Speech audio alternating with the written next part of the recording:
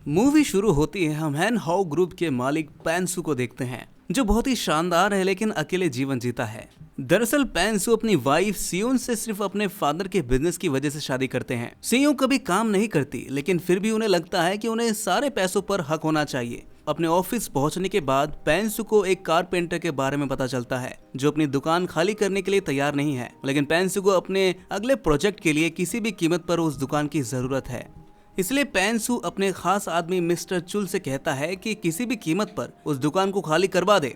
दूसरी तरफ कारपेंटर जोंगी बहुत घबराया हुआ है क्योंकि उसे पता है कि पैंसू के गुंडे कभी भी उसकी दुकान पर आ सकते हैं। जिसके कुछ समय बाद मिस्टर चुल अपने आदमियों के साथ उसकी दुकान पर पहुंच जाते हैं। वहां पर पहुंचकर जोंगी को सीधे तौर पर साइन करने के लिए कहते हैं, नहीं तो वो उसका हाथ काटकर खुद ही साइन करवा लेंगे। डर के मारे गरीब जोंगी साइन कर देता है। उधर पैंसू अपने पसंदीदा रेस्टोरेंट में खाना खाने जाता है जहां एक लड़का डोंग ह्योम भी उसके बगल में बैठा खा रहा था। जैसे ही डोंग ह्योन बिल देने के लिए आगे बढ़ता है उसे याद आता है कि वो अपना वॉलेट तो घर पर भूल गया है। वो रेस्टोरेंट की मालिक गुस्सा करने के बजाय डोंग ह्योन से कहती है कि पैंसू आज उसका बिल चुका देंगे।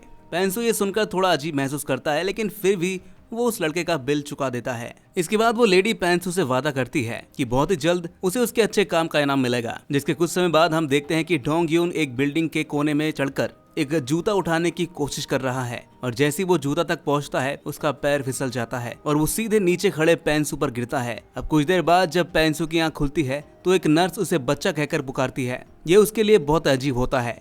जैसे वो कमरे से बाहर निकलता है तो उसकी नजर दूसरे बिस्तर पर पड़े अपने ही शरीर पर होती है, जिसे देखकर वो हैरान रह जाता है। लेकिन इससे पहले कि वो कुछ समझ भी पाता, कारपेंटर जोंगी उसे गले लगाते हुए अपना बेटा कहने लगता है। पैंसू बिल्कुल समझ नहीं पाता कि हो क्या रहा है भाई। फिर वो आईने में खुद को देखता है तो उसे पता चलता है कि उसकी आत्मा डोंगियों के शरीर में आ गई है, यानी अब वो उसी आदमी का बेटा बन गया है जिसे उसने हाथ काटने की धमकी दी थी। जिसके बाद डॉक्टर पैंसू के बदलते स्वभाव को देखकर जोंगी को बताते हैं कि उसे रेस्ट्रोग्रेड एम्ब्रेसिया नाम की बीमारी है। ये सुनकर पैंसू को उस रेस्ट्रो की याद आती है और वो तुरंत उस रेस्ट्रो में पहुंच जाता है, लेकिन वहां पहुंचकर उसे पता चलता है कि रेस्ट्रो बंद हो चुका है। उधर पैंसू का सबसे बड़ा दुश्मन मिस्टर यंग जब ये सब देखता है तो वो तो खुशी से पागल हो उठता है। वो उस मौके को गंवाना नहीं चाहता था और पैंसू को खत्म करने की प्लानिंग करता है। अब शाम होते ही पैंसू घर पहुंचता है लेकिन सियों उसे पहचानने से इनकार कर देती है। जब पैंसू से समझाने की कोशिश करता है तो सियों सिक्योरिटी को बुलाकर पैंसू को पुलिस के हवाले कर देती है। वह जोंगी समझ नहीं पा रहा है कि उसका बेटा ऐसा क्यों कर रहा है, लेकिन नाबालिग होने की वजह से पुलिस पैंसू को बिना किसी सवाल जवाब के छोड़ देती है। पर अब पैंसू किसी भी हाल में अपने शरीर में वापस जाना चाहता है। वो हॉस्पिटल में जाकर डोंगियों के ऊपर कूदने की कोशिश भी करता है लेकिन मिस्टर चुल उसे वहां से खींच लेता है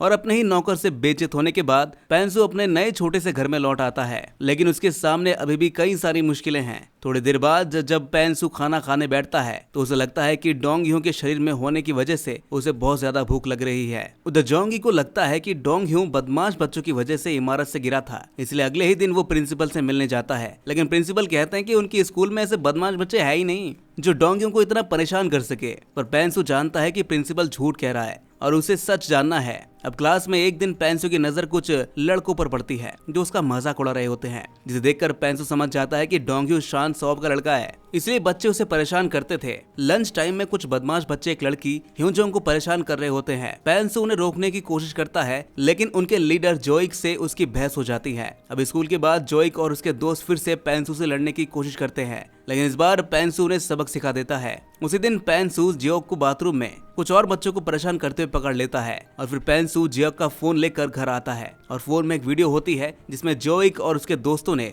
डोंगियों को दीवार पर चढ़ने के लिए मजबूर किया था, जिससे वो पैंसू पर गिर गया था। अब अगले ही दिन जोइक का लीडर उसे पीट रहा होता है ताकि वो अपना फोन पैंसू को दे दे। तभी पैंसू वहां पर पहुंचता है और शांति से लीडर को कहता है कि वो किसी को परेशान न करे क्योंकि पैंसू के पास उस लीडर की एक वीडियो है, जिसकी वजह से लीडर चुपचाप उसकी बात मान जाता है। वहीं दूसरी तरफ पैंसू की वाइफ सियों अपने हस्बैंड की स्थिति का फायदा उठाकर छोटे लड़कों के साथ चक्कर शुरू कर देती है और जल्दी ये खबर पैंसू के सबसे बड़े दुश्मन मिस्टर यांग तक पहुंच जाती है, जिसके बाद वो सियों के साथ मिलकर पैंसू को बर्बाद करने की प्लानिंग बनाता है। उसी रात पैंसू हॉस्पिटल में मिस्टर चुल से मिलने जाता है, जहां बहुत कोशिश करने के बाद वो मिस्टर चुल को सारी सच्चाई बता देता है।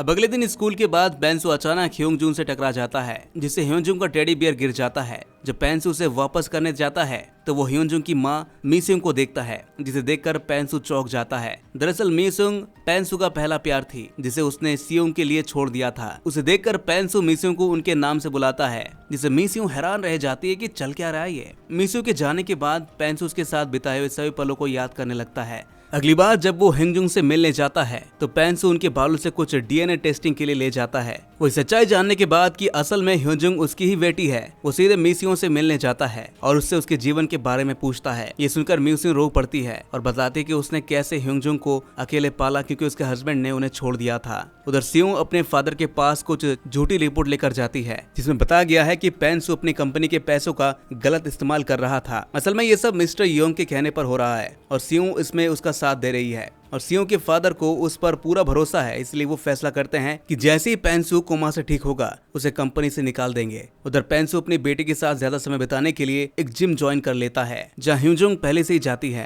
पहले तो ह्योंगजुन को उस पर शक होता है, लेकिन जब वो जिम से जाने लगती है तो मिस्टर चुल ट्रेनर बनकर उसे रोक लेता है और अगले कुछ दिनों तक दोनों साथ में मेहनत करते रहते हैं और जल्दी पेंसु अपना वजन कम कर लेता है। वो स्कूल में सभी इसके नए रूप को देखकर बहुत हैरान रह जाते हैं। अब एक दिन लंच टाइम में कुछ लड़कियां ह्योंगजुन को परेशान करती हैं, लेकिन इस बार ह्योंगजुन तैयार रहती है और उन्हें अच्छे से सबक सिखाती है। इसके बाद शाम को पेंसु मीसुंग के रेस्टोरेंट में जाता है। वहीं खाना खाते हुए मीसुंग उसे अपने पुराने आशिक के बारे में बताती है, जिसे वो जान से मारना चाहती थी, लेकिन पेंसु समझ जाता है कि वो उसके बारे में बात कर रही है। तभी एक कस्टमर मीसुंग के साथ बदतमीजी करता है और पेंसु गुस्से में आकर उसे पीटने लगता है। मीसुंग को समझ नहीं आता कि हो क्या रहा है। आखिरकार पेंसु उसे सारी सच्चाई बता देता है। मीसुंग को पहले तो यकीन नहीं होता, लेकिन बाद में वो पेंसु की बात मान लेती है। फिर वो पेंसु से वैसे ही जाने को कहती है जैसे वो कई साल पहले गया था। अब अगले दिन स्कूल में मीवू नाम का लड़का ह्योंगजुन को अपनी बर्थडे पार्टी में बुलाता है और उस पार्टी में जाने के लिए ह्योंगजुन भी राजी हो जाती है, लेकिन उसे मीवू के असली इरादों के बारे में पता नहीं होता। इधर पेंसु एक बार फिर मीसुंग से मिलने जाता है। वहीं मीसुंग उससे कहती है कि वो उसके साथ कोई नाता नहीं रखना चाहती, लेकिन पेंसु हार नहीं मानता और वो फिर से मीसुंग का दिल जीतने की कोशिश करता है और उसे सबके सामने किस भी कर लेता है। ये देखकर सभी हैरान रह जाते हैं, लेकिन मीसुंग गुस्से में पेंसु को थप्पड़ मार देती है, पर पेंसु फिर भी उनके पीछे लगा रहता है। तभी उसे अपने दोस्त का फोन आता है, जो बताता है कि मीवू और उसके दोस्त पार्टी में ह्योंगजुन की बेइज्जती करने वाले हैं। ये सुनकर पेंसु तुरंत पार्टी में पहुंच जाता है। वही मीवू और उसके दोस्त ह्योंगजुन पर शराब फेंक रहे थे। ये देखकर पेंसु को बहुत गुस्सा आता है और वो अकेले ही सबको पीटना शुरू कर देता है। उसके इस रूप को देखकर सभी लोग काफी हैरान होते हैं। जिसके अगले दिन मिस्टर चुल पेंसु को बताता है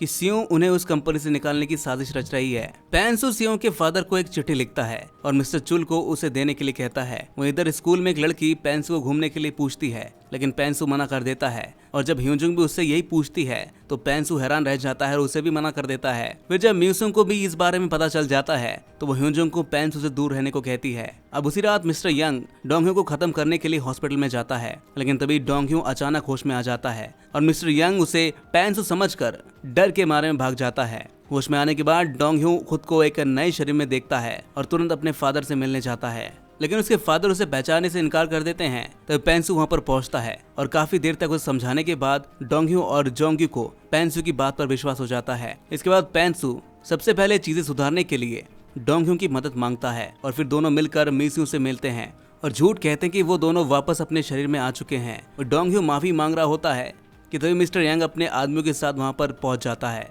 और डोंगह्यो डर कर रोने लगता है, लेकिन पेंसु मिस्टर यंग का सामना करने के लिए तैयार है। पर मिस्टर यंग भी पूरी तैयारी के साथ आया हुआ है, तो मीसुंग रेस्टोरेंट में आग लगाने की धमकी देती है, जिसे डर कर मिस्टर यंग यहाँ से भाग जाता है। फिर मीसुंग को पता चलता है कि वो दोनों झूठ बोल रहे थे, लेकिन वो डोंगह्यो को पेंसु समझकर अपने दिल की सारी बात बता देती है। वहीं दूसरी तरफ सियों के फादर हैन को उसके प्लान और अवैध संबंधों के बारे में पता चल जाता है, जिसके बाद वो सियों को अपनी जायदाद से बेदखल कर देता है और पेंसु को जल्द से जल्द मिलने के लिए बुलाता है। लेकिन पेंसु खुद मिस्टर यंग के सामने नहीं जा सकता, इसलिए वो डोंगह्यो के कान में एक चिप लगाकर उसे मिस्टर हान से मिलने के लिए भेज देता है। लेकिन चिप थोड़ी देर बाद खराब हो जाती है और जब मिस्टर हैन पेंसु से उसके परिवार के बारे में पूछता है तो डोंगह्यो के पास कोई जवाब नहीं होता। पर अब पेंसु अपने परिवार को ज्यादा समय देना चाहता है, इसलिए वो हैन ग्रुप को छोड़ने का फैसला करता है और मिस्टर हैन उसकी बात मान लेते हैं। घर से निकलते ही पेंसु डोंगह्यो को गले लगाते हैं। तभी गुस्से में सियों अपनी गाड़ी से उसे टक्कर मार देती है, जिस वजह से पेंसु बुरी तरह घायल हो जाता है और उसे हॉस्पिटल ले जाया जाता है, लेकिन तभी डोंगह्यो भी बेहोश हो जाता है और ऑपरेशन के दौरान पेंसू की मुलाकात फिर से उस औरत से होती है जो उसकी आत्माओं की अदला बदली करने के पीछे थी। 6 महीने बाद डोंगह्यो स्कूल में बहुत ही पॉपुलर हो चुका है और अब हंगजो एक दूसरे को डेट कर रहे थे और वो कर भी सकते थे क्योंकि वो असली रूप में आ गए थे अपने। इधर पेंसू ने मीसियो के लिए एक बड़ा रेस्टोरेंट खोल दिया है। जोंगी और मिस्टर चुल भी मीसियो के साथ काम कर रहे हैं और इसी के साथ ये मूवी यहीं पर खत्म हो जाती है। तो दोस्तों कैसी लगी आपको एक कहानी कमेंट में जरूर बताइएगा और ऐसे ही मूवीज एक्सप्लेनेशन देखने के लिए हमारे इस चैनल को सब्सक्राइब जरूर कर लीजिएगा।